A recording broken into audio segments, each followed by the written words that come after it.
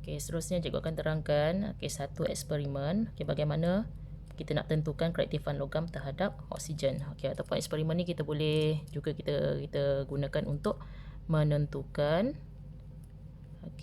kedudukan logam dalam siri kereaktifan logam. Jadi menentukan sebab cikgu dah terangkan kan. Logam disusun dari siri kereaktifan logam berdasarkan kereaktifan dia terhadap oksigen. Jadi eksperimen ni kita boleh tentukan diguna pakai oleh ahli kimia dahulu kala untuk menentukan kedudukan logam dalam siri kereaktifan logam. So contohnya lah, contoh cikgu bagi ada 3 logam di sini. Ada beri 3 logam. Logam A, B dan juga C. So logam ni kita tak tahu kedudukan dia dan siri kereaktifan logam. So macam mana kita tentukan mana yang di atas, mana di tengah, mana di bawah dalam siri kereaktifan logam. Jadi kita boleh gunakan eksperimen yang ini.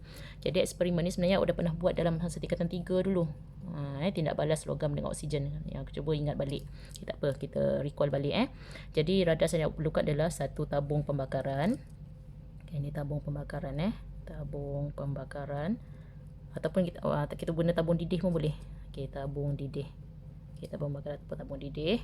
Tabung didih sebab dia besar sikit daripada tabung uji. Kemudian bahan yang kemudian ni kiritot lah. Kiritot untuk kita apitkan tabung didih tersebut. Kemudian ada penuruh Bunsen untuk tujuan pemanasan. Radas bahan yang diperlukan adalah yang pertama hablo kalium manganat 7. Hablo kalium manganat 7. Jadi apa tujuan hablo ni? Hablo ni bila kita panaskan hablo ni dia akan menghasilkan gas oksigen. Jadi dia akan menghasilkan gas oksigen yang kita perlukan untuk ditindakbalaskan dengan logam-logam yang kita nak tentukan kedudukan dia dalam SKL tadi. Kemudian lepas awak letak hablo kalium manganat dalam satu spatula atau 2 spatula, masukkan wool kaca. Apa tujuan wool kaca ni? Untuk memisahkan hablo kalium manganat 7 dengan serbuk-serbuk logam tadi. Sebab kita tak nak bagi dia bercampur. Kalau bercampur kita takut dia meletup. Jadi kita gunakan wool kaca untuk separate ataupun kita nak pisahkan hablo kalium manganat 7 dengan serbuk-serbuk logam tadi. Kemudian masukkanlah 3 serbuk logam ni. Yang ni serbuk logam A, serbuk logam B dan serbuk logam C. Kemudian awak letak lagi wool kaca. Wool kaca di mulut tabung didih tadi. Dah sudah, awak panaskan dulu 3 logam ni. Panaskan selama beberapa minit. Lepas tu dah agak-agak panas, baru awak panaskan dengan perlahan. Hablo kalium manganat 7. Di mana nanti bila awak panaskan logam yang panas tadi, gas apa terbebas tadi bila panaskan? Gas oksigen kan. Jadi oksigen yang terbebas nanti boleh bertindak balas dengan logam-logam serbuk-serbuk logam A, B dan C yang panas tadi.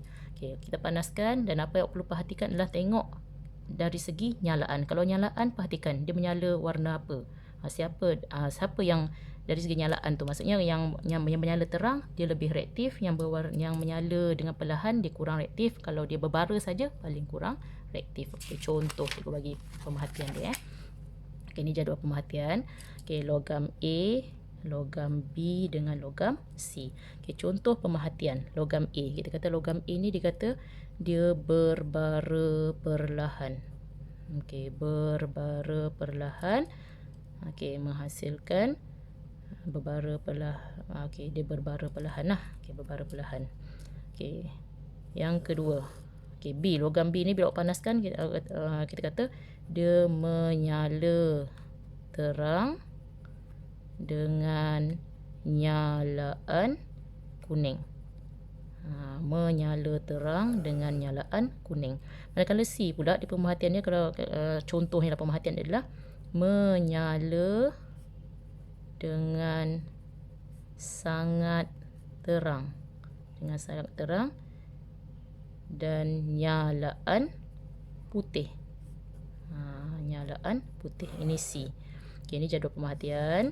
Jadi daripada sini boleh tak awak tentukan siapa logam yang paling reaktif, siapa logam yang kurang reaktif.